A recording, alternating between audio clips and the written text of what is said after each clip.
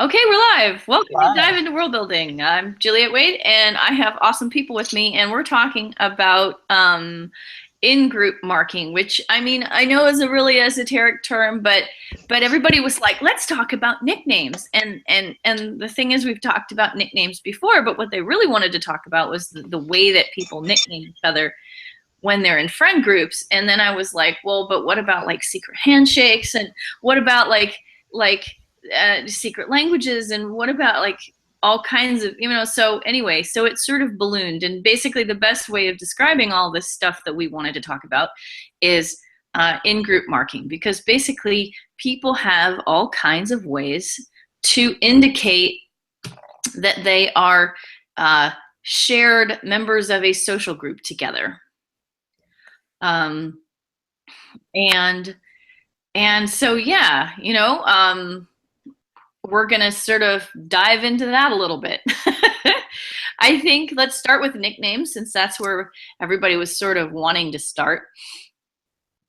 I believe the first thing we talked about when we were hazarding this topic was actually like nicknames in the mafia. Yeah, that was me.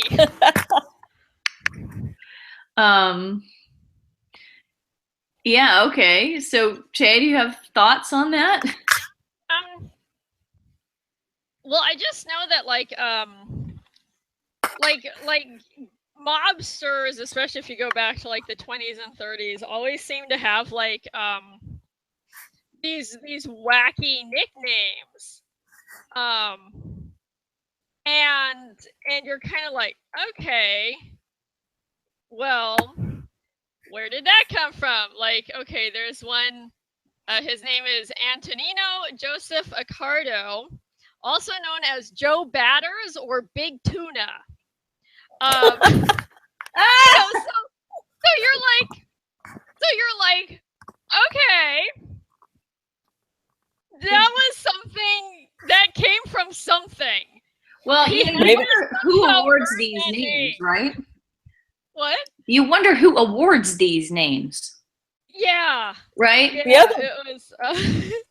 I always wondered that. For example, like, you see it in sports teams. Like for example, the football player who was known as the refrigerator. Excuse me for 2 seconds. Hello, Mama. I'm in the middle of something right now. Can I call you back in like an hour?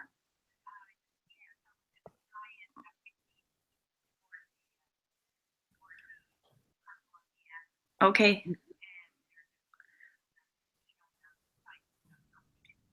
Well, I'm on a hangout, so I'll be there at 11. All right. Bye-bye. Okay, that was my mom. Okay, now my phone's ringing. So I'm going to hold her in. Families also award nicknames. Yes. Yeah. But some people award nicknames more than others, and some people it's a variation on their name, and some people it's not a variation on their name. Maybe Big Tuna battered, since he was Joe Batters, maybe he battered somebody to death with a very large fish. Or maybe, it was sort of like a fish and chips reference. I was just thinking that. To batter. Battered fish.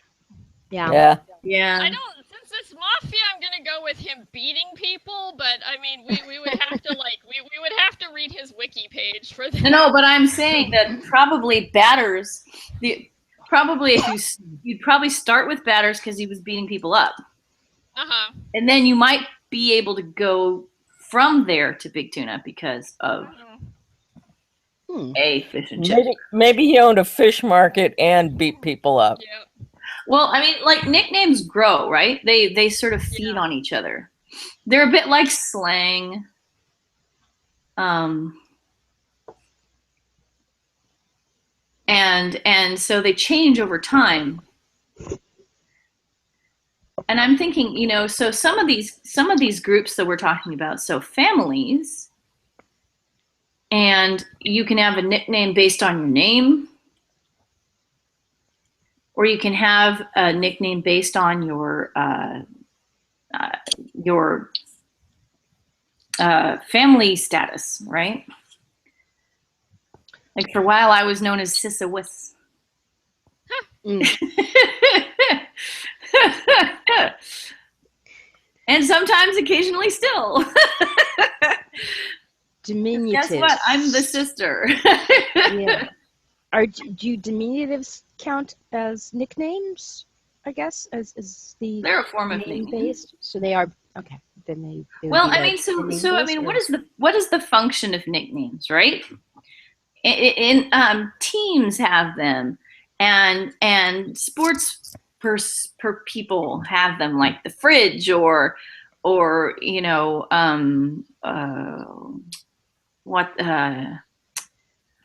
Sweetness. There was a guy whose nickname was Sweetness, and yeah, a sportsman. And so there are all kinds of nicknames, and they come from for different reasons. I think Sweetness was because the guy was just really nice, even though he was like really tough on the field or whatever. I can't remember what sport he was in. Even it was probably football, but I could be wrong, so don't hold me to that. I know the fridge was just based on his size. Yeah. But it was also a reference to his strength, right? And the difficulty that one would have in moving him, as opposed to it being a derogatory nickname. So, I mean, derogatory nicknames are not in-group markers, I don't think. I mean, you could, I suppose, have in-group people whose status inside the group was lower, and people would give them a hard time or give them a nickname as a result of that. It's possible. But I would say it's not a direct functional link, right? You're not going to put somebody down to mark them as a member of your group. The putting down part would be sort of separate from the here you're a member of my group thing. I wonder though, because but I mean, slagging on each other is another sort of form of in-group marking behavior, yeah, right? My husband, when I first met him and his friends and had a dinner with them, I was like coming out at the end, it's like, you guys like each other? Yeah, that Yeah. it happens. Ritual put downs, I guess. I just have a lot of, a group of guys, all of whom have some derogatory nickname that only that group of guys can call them, and it's usually based on something really embarrassing. But they're the only ones who get to use that name. Yeah, exactly. Like your old frat brothers. Yeah. So we're the only ones who are allowed to. It's a particular honor to be able to put somebody down. Yes. Yeah. Well, it's a name can mark you as part of a group and mark your place in the group. Is what that is, I guess.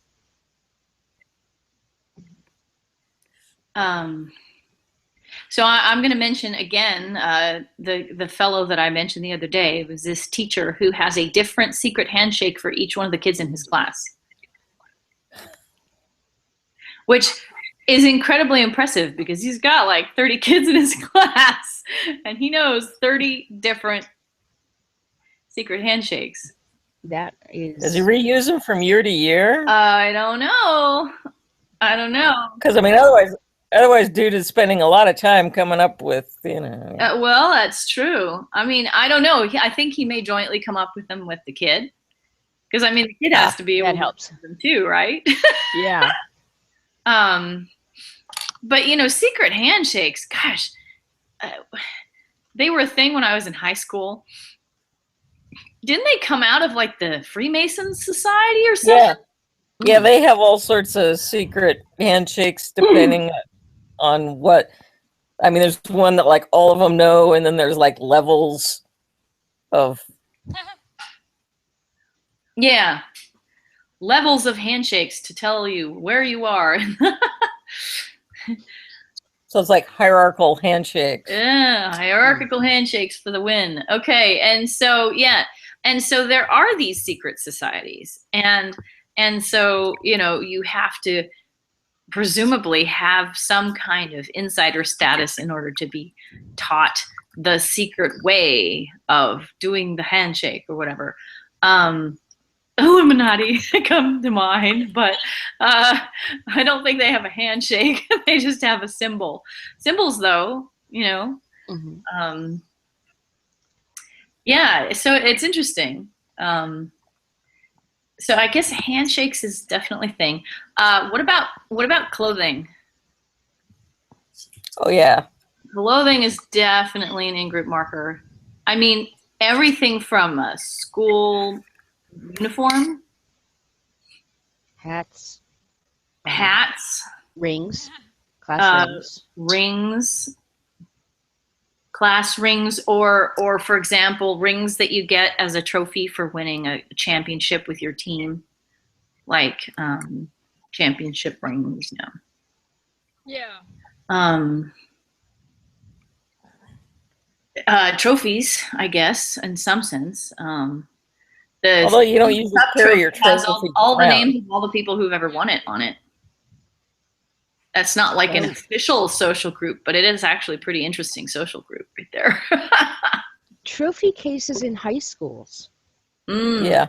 You know, the ones that can list all of the names, and so, you know, in some places you can stand there in front of that case and say, wow, that was my mom, and that was my grandma, and that was my sister, and my name is never going to be up there because I don't care about that sport.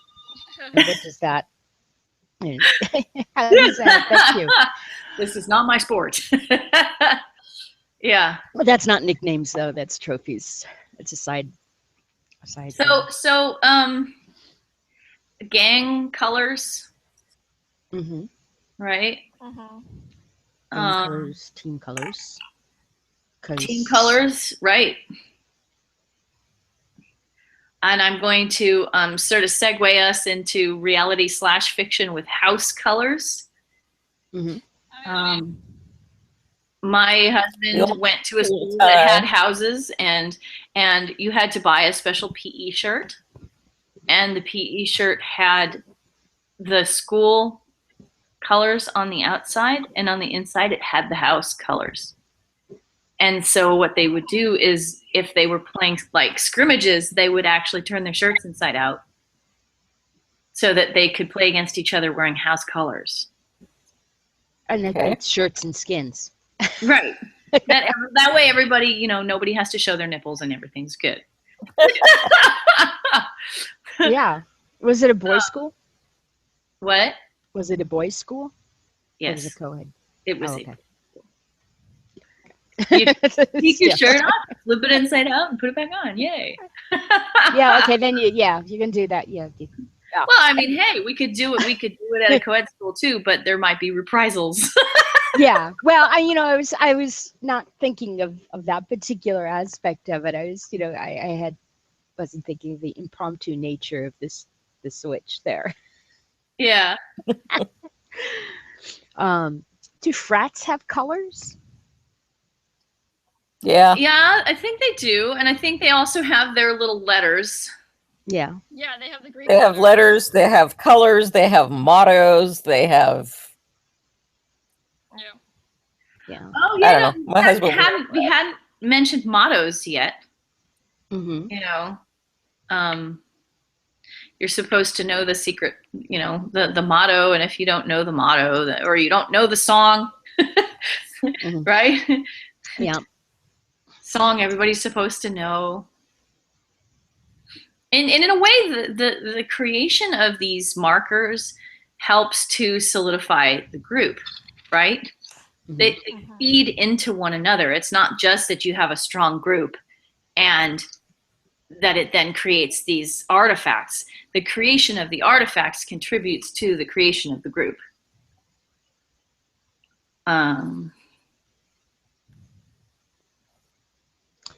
So what do the members of a group, well, the members of a team have something clear in common, the sport. Yeah. They they play. Mm-hmm. Fraternity members in a particular chapter go to the same school. So They go to the Yeah, same that's something in school, common. they live live in in the the same same house, house. possibly. But they might not have much else in common. They, No, but the frats tend to sort out by, they ask people to join who would fit with the culture, the existing culture. Right. yeah, So each frat tends to have sort of a set culture. There's the studious frat and the oh my god serious party frat and the jock frat and so Yep. that is a lifestyle sort. yeah. Yeah. For example, the engineering students club would be an in-group of people who have a path of study in Yep. common. Yeah. But they might not cement themselves in the same way.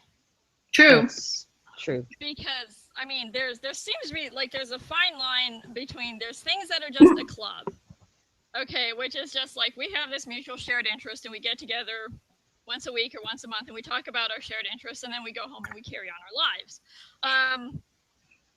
But then there are like these more like cemented and uniformed and like I said, like they have a culture and like something very specific. So I think there is a difference between something that's a club and something that's an in-group. Mm-hmm. Well, I mean, yeah. Well, I mean, a overlap. club is a subset of in-group. Yeah. But I will also mention, we haven't mentioned this yet, I will also mention ideology. Yeah. And ideological in-groups can consist of people that you have no idea and have never met before. Right? And what gets really interesting there is that very often you recognize a member of the group because of the way they talk. And I'm talking about particular phrases, particular dog whistle kinds of words, right?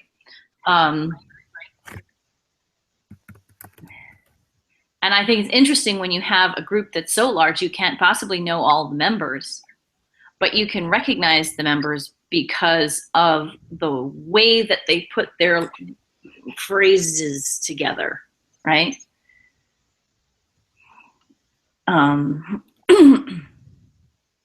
Sometimes it's I don't like when you're in an airport and you're going to Worldcon and you look and you can tell who else on that plane is going to Worldcon. Yep. And even though how you do never you met 'em tell? before. So how do you tell if they're going to I found that Worldcon? at San Diego Comic-Con too. Like you see the t-shirts, you see the nerds, you see the bad Sometimes it isn't.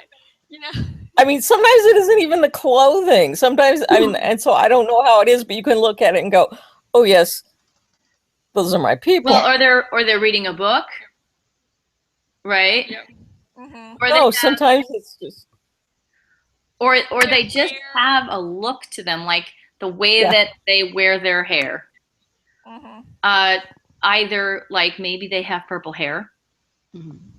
I made a friend recently in exactly that way. We were both making calls for Hillary Clinton's campaign, and she had purple streaks in her hair, and I was like, that could be a member of my tribe. And so I was like, hey, I like your hair, you know, blah, blah, blah, blah, da, da, da, da, science fiction. Oh, really? Huh. Sure enough. Yeah. And so, yeah. So, you know, colored hair. Or guys with long hair. That one sometimes is a possible marker, you know.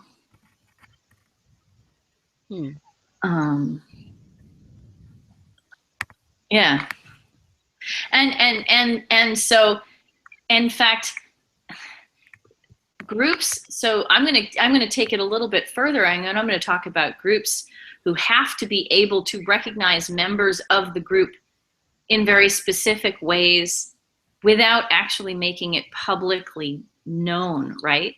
So it's less this way now than it used to be. But for example, gay people had all kinds of codes to indicate when they were in each other's presence, because how else are you going to find somebody who could possibly have a relationship with, right? If you don't have any ability to recognize if somebody's gay. I remember when I was in high school in the 80s, there was the thing where, you know, if you were a guy and you had an earring in your right ear, it meant something, right? Whereas if you were a guy and you had an earring in your left ear, it was different.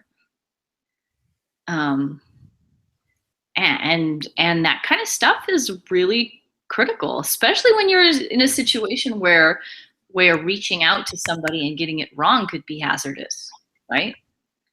And earring in the right ear is, I don't even think a thing anymore, right? Because those things have to change constantly. And I think also there's a little bit, it depends on where you are, frankly. But in where I tend to go, the places that I tend to frequent, I think that the possible dangerous consequences are less than they used to be. You know.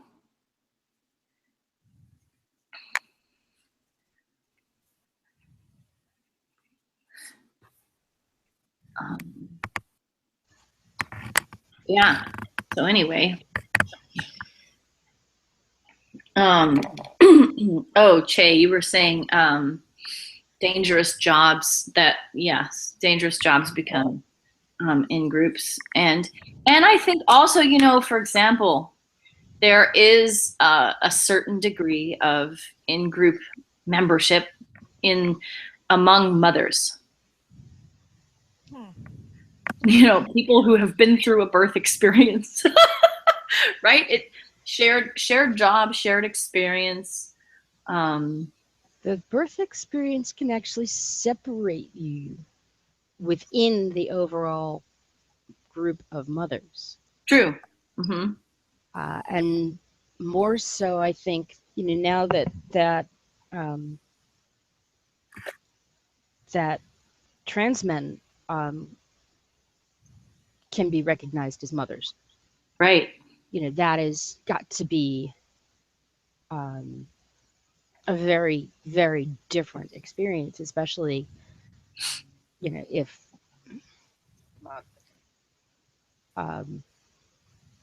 especially if you're carrying through a pregnancy, you know, after a transition is started. I'm not sure how far you can go. Yeah, I know it can be done. I've read articles about it. Yeah, but that's going to be a very different experience. You know, I had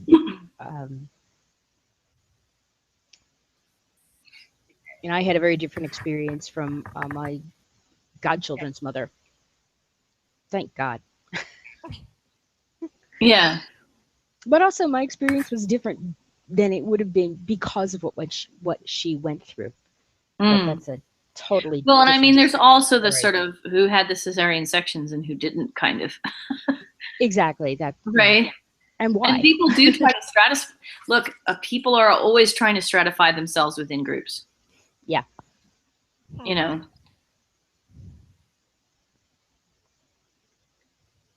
So that's definitely a thing. You know, that might be sort of where like some of the nicknames come in, especially with like mob and organized crime, like but it's just sort of like the higher up you are, the scarier your nickname. You know, I don't know if that's true, but it could be something someone could do somewhere, like, where like you only get the super scary title, Well, if I mean, yes, if I you see your point, but I don't think that's necessarily always true. Because like you have these certain types of people who will be called baby, but they'll be like super scary. right, Right? And I mean, what about somebody who's who's called baby or baby face or whatever at the point that they join the group and their position changes? Right, and they get They scarier. Well, yeah, so all of go the stuff to about their scariness will adhere to the name, I think, too. Mhm. I mean, yeah. I remember my husband told me about how he went to a family event and there was Big Gordon and there was Little Gordon, right? And they were named that because Big Gordon was older. But Big Gordon was only 5'4", and Little Gordon grew up to be like 6'2". But they were still called Big Gordon and Little Gordon. So Because yeah. there's relative terms like that. I mean, you couldn't call one of them old and the other one young either, because what if there's they don't stay young? Well, I think that's where like you go with big and little for like age order. Because the big one is the adult and then the little one is the kid. And then it doesn't like the nickname stays despite changes in the physical appearance. At least that seems to be like in families. You like again, big Gordon and little Gordon, I would guarantee were still big Gordon and little Gordon despite their heights. They didn't like change, Right. swap names. But what I mean, I think one of those things that you see there is that's sort of the talismanic function of names. Mm-hmm. Once you name something, it's not appropriate then to dissociate the name from somebody and change it around, right? Because it becomes very strongly associated with that one person, and there you go, you're done, right? Mm-hmm. Yeah. Let's talk for a little while about fiction. Tell me about in-groups that you've created and worked with in your fiction.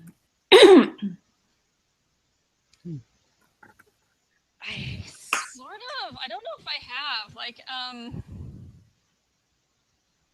I have like the witches in Tea Times 3, and they're definitely, but they're marked by their job and what they do, and they're definitely sort of outsiders and distrusted. But okay, and they do have like the weirdest names in the book. They're all like named after food. Yeah. So like that was because like that has a long story of its own, but so like I guess that did also sort of set them apart.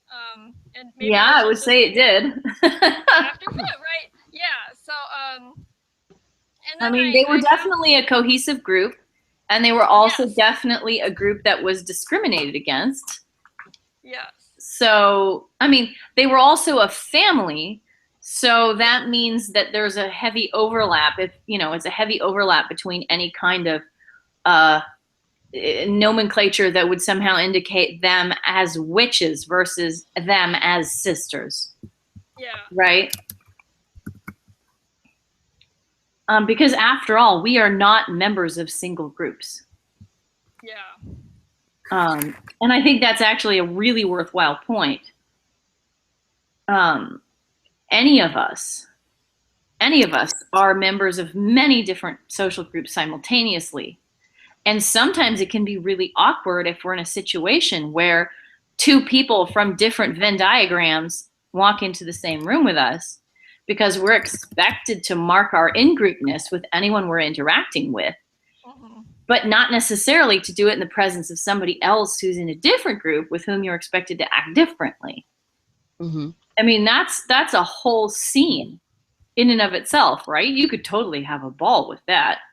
A person trapped between marking one in-group versus another in-group, neither of which is supposed to recognize the other, right?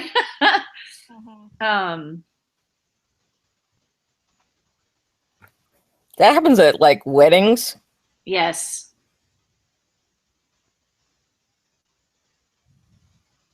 Well, I was almost thinking, Everybody's from different. Yeah. go on. Yeah.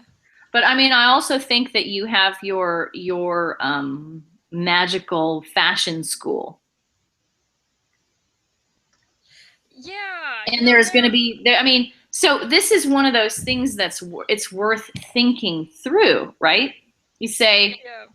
anytime that you have an affiliation like that, or you have a situation like that, you're creating something, it's going to have that kind of language associated with it. And thinking through the way that people refer to the different groups they're members of is really critical. Yeah, it's funny because in the fashion kids, I do have Milo, like, sort of immediately has nicknames for Hazel and Finbar that he calls them throughout the book. Mm-hmm. He calls Hazel Boss because she's in charge of the project and she's super bossy. Mm-hmm. And he's like willing to go along with her because he wants to win and so does she. So they're like kind of like, okay, we want to win. And he's like, but I'm going to do whatever you say. You're group leader. Yeah. And then he calls Finbar Big Boy because Finbar is supposed to be kind of like tall and chunky. So it's like that was like not terribly flattering. But well, maybe maybe Finbar is flattered for other reasons. I mean, I don't know. we have ideas about why somebody would feel a certain way about a nickname, but in fiction, you don't necessarily have to use those associations, right? Yeah. I mean, I have a character whose name is the Nose, right? And let's just say that a character named the Nose is going to be a different sort of character depending on whether this is a mafia story or an elementary school story or a science fiction alien story. Right? Yeah. Right? Or a story about the Perfumers Guild. Right, exactly. Yeah, because right. they have the super smellers who work for perfume companies and can detect all the notes. Yeah. I mean, in the case of my story, it's the title of a leader, right? Yeah. And I'm messing around with my readers because basically I decided that I was going to play with expectations, and I said, okay, everybody expects the leader to be the head. And okay, that's fine. So what I'm going to do is I'm going to make the head a group. And it's going to have parts. There are going to be eyes and ears and nose. And if you're a dog-like species, which these guys are, who's going to be the leader of the head? The nose. Nose. Right? I mean, so you can do stuff, like you can create the associations inside your world, right? And people will go there with you, right? I mean, maybe not everybody. Maybe not everybody will read my story and go, oh yeah, that's awesome, right? But if they're willing to accept my premises, then they'll go there with me. And they'll be like, well, of course the Nose is the leader and whatever. And it won't have the kinds of associations, the kind of, emotional associations in that context that it would have in a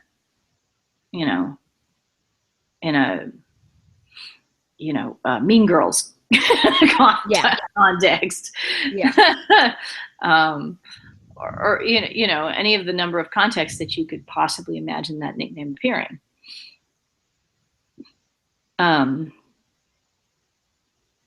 Yeah. But you get the setup so that when the reader gets to that name, they don't immediately go to Mean Girls. They have some clue that either they know what it means, right, or they know that they don't, and they're looking to see how it fits. And I mean, honestly, with a name like that, it's actually super dangerous to use a name like that, because the possibilities for the way it could be interpreted are so vast that you have to spend a good deal of time setting up the surrounding context and the way that things are going to be interpreted before you dare to put that phrase on the page. Right?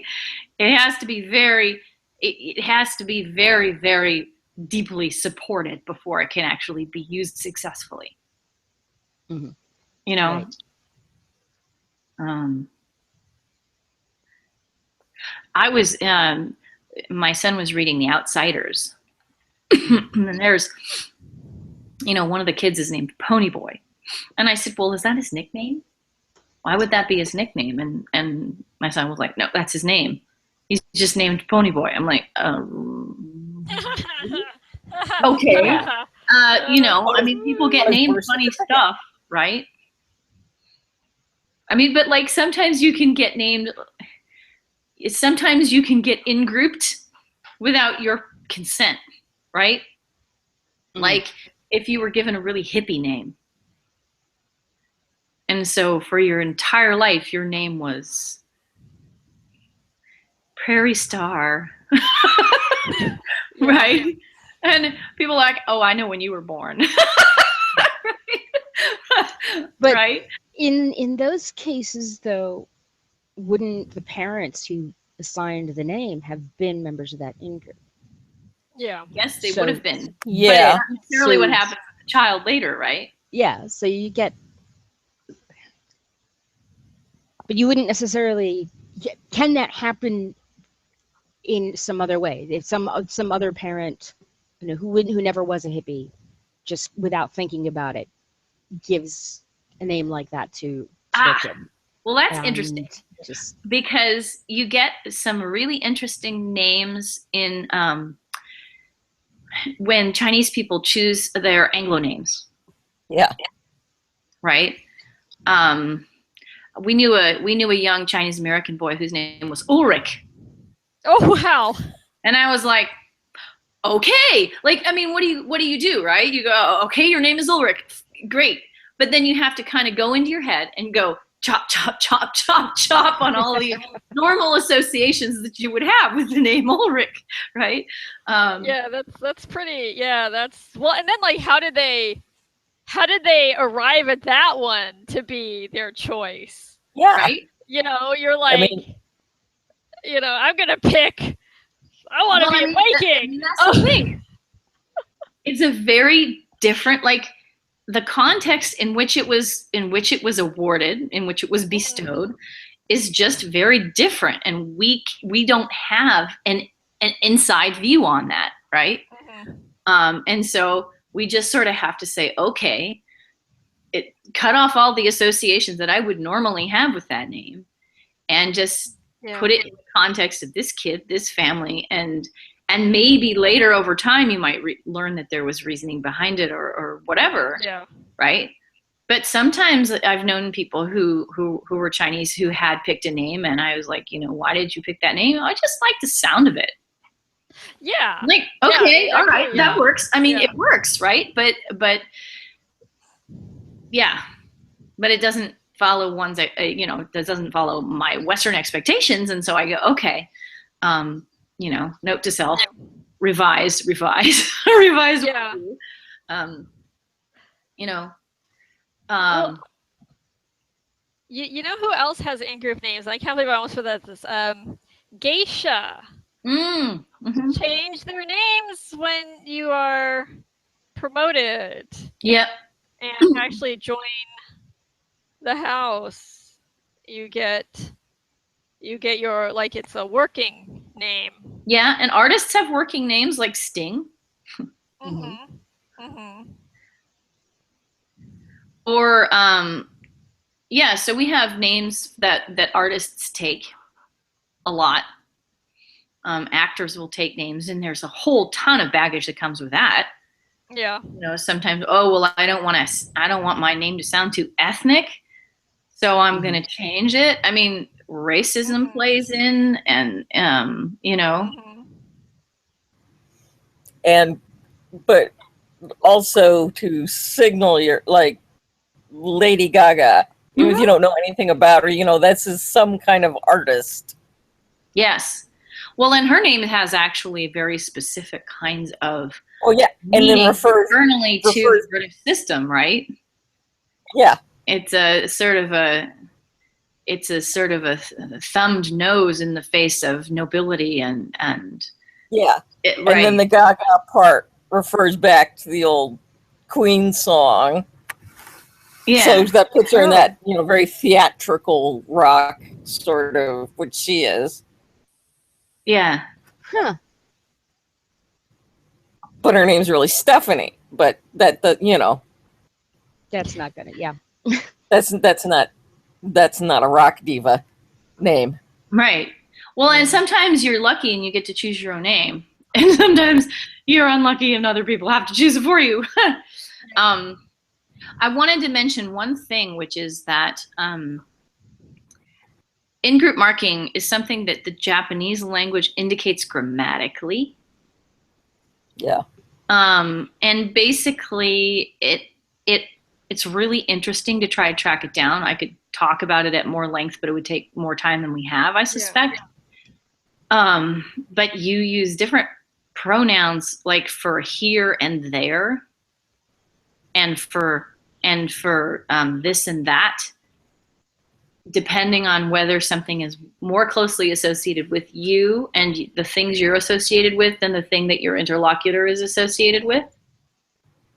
You know, so you're going to use here and there differently if you're talking with somebody inside your department who is of a higher status than you within your department, or whether you're referring to that person to somebody outside the department or outside the company. And it's grammatically marked in a really interesting way, which you can totally, I mean, like that could totally be something you could use in an alien language concept, right? I mean, just the Japanese suffixes. You call somebody san or chan or chan or yeah, or kun or sama, dono, sensei. Yeah, exactly. They are all very, very specific, and they have very specific kind of implications. There's always the nickname you don't want but are stuck with. Like the mobsters again. Like you may end up with some, like you may be assigned a nickname sort of from the gang that takes off that you're just stuck with. Yeah. Like it, but it's yours, and you can't really change it. So. Well, and you know what, nicknames, it's interesting whether you don't want the name because I am popular today. Whether you don't want the name because you don't want the group association, or whether you don't want the name because you just don't want the name specifically, right? Or like you wanted a better one, or you already had your idea of what you wanted your nickname to be, but you don't get to decide that. It's the group that decides your nickname. Yeah. The other thing, I think this is possibly the last thing I'm going to mention, but when you have complex societies that have lots of different groups inside them, and all the groups are public, so this is not something that happens all the time, right? Where, you know, if you're in a group of people who have to hide themselves from the rest of the world for various reasons, you may not have the same kind of implications for everything. But so long as another group knows that your group exists, the names that you use to refer to your own group versus other groups are going to be different for the people who are inside the group than they are for the people who are outside the group. And so, for example, in the Varan world, where I have 7 different castes, each caste has an official name, and then there are unofficial nicknames given to the caste. from outsiders of various sorts, right? And and so you want to think through that sort of thing, you know. Okay, so maybe you have this guild that your character is a member of, whether it be an assassin's guild or not. I saw that joke go by in the chat bar, but you have this guild that your character is a member of, and insiders call it one thing, right? And they don't ever refer to it as that when they're talking with people outside the group. They refer to it as something else. And then you've got people who are outside the group who may refer to this group as yet a third thing, right? And the implications of each one of those terms will be different. and possibly even the group might not ever refer to itself within itself. They might just say us, right? So Cosa Nostra, it means our thing. Yeah. So group has a name within itself.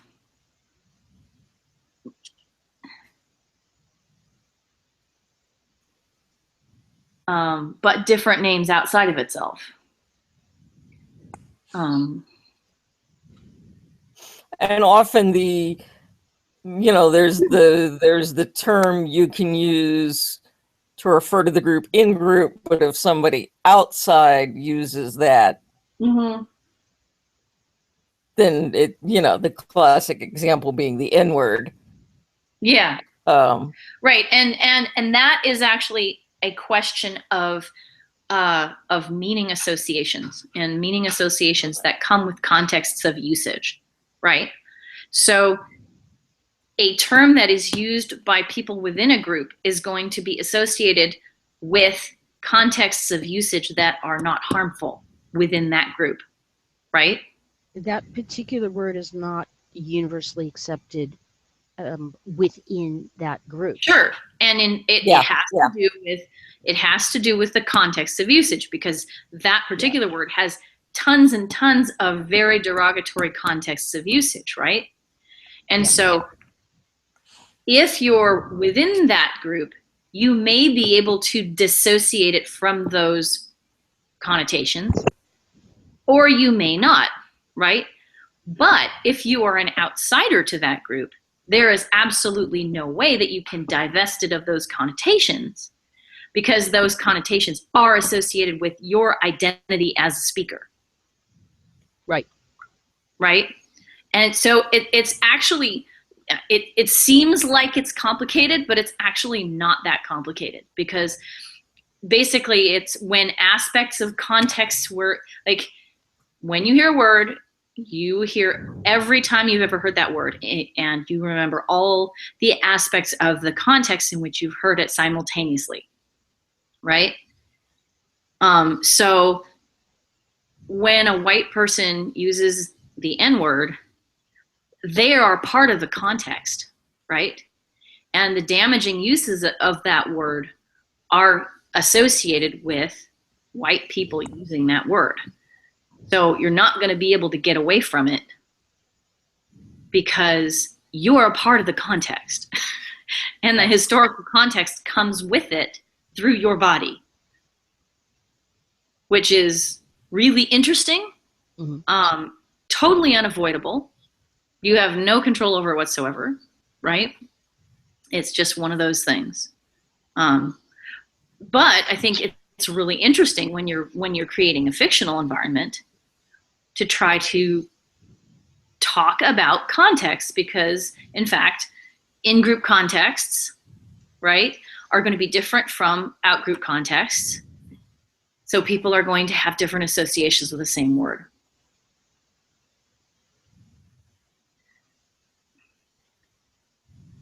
Yeah. Yeah.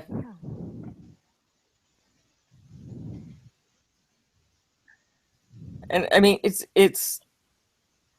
generally it's the, I can't think of any in-group, it tends to be sort of redeeming the derogatory word. Yeah, there's a lot of that. If some old guy came in and looked at all of us and said, "Oh, the girls are having a chat," Mm-hmm. we'd be annoyed. But if somebody came by and I said, "Oh, here I am, me and the girls were having a chat," that's different. Right. Because when you're part of the in-group, you're kind of licensed to be, you're licensed to be more intimate with the people who are part of your group. Yeah. Yeah. And like, if I'm, walking around with my cane and I'm with my friend in a wheelchair and one of us does something, silly or stupid, it's like, "Oh, wow, you are such a phoebe." But it's not a term someone else. But if somebody else, yeah, right, yeah, you are going to. I mean, terms like sweetie and honey and dear, which are not nicknames, but we're also originally, I think, mentioning terms of intimacy. Being called dear or sweetie by a waitress in a diner is one thing. It's different. If it's your boss. It's very different if it's your boss or some strange man in the grocery store who is doing that. I think it may also be different. You don't get the same terms from a waitress in an expensive restaurant. That would be very different context. Yeah. And that would be weird if you had somebody who used to wait tables in a diner. Yeah. And was accustomed to that, and found herself working in a high-class restaurant, and like, that was my tip, but it's not anymore. Yeah, it seems like wealth, power relationships means more formality. So if you are waiting tables in a high-end 5-star restaurant,